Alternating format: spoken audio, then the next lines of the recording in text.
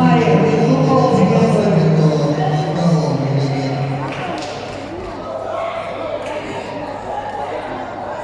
Лягаев Илья.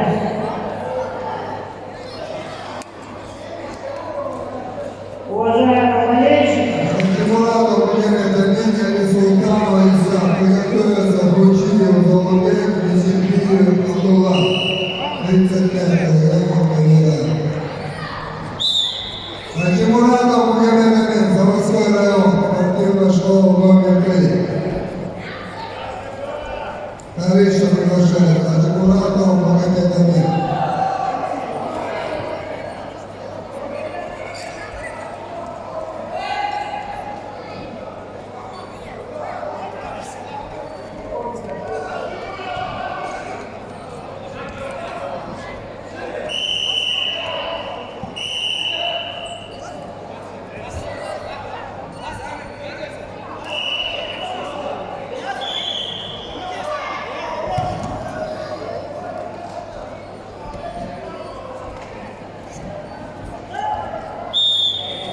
на ковре победу одержал двухкратный победитель России Лягаев Илья.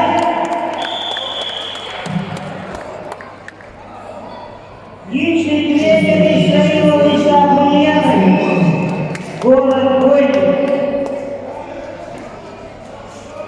Рахмаев Юсупов приглашается на ковер, Кавраев Ибрагимов приготовиться.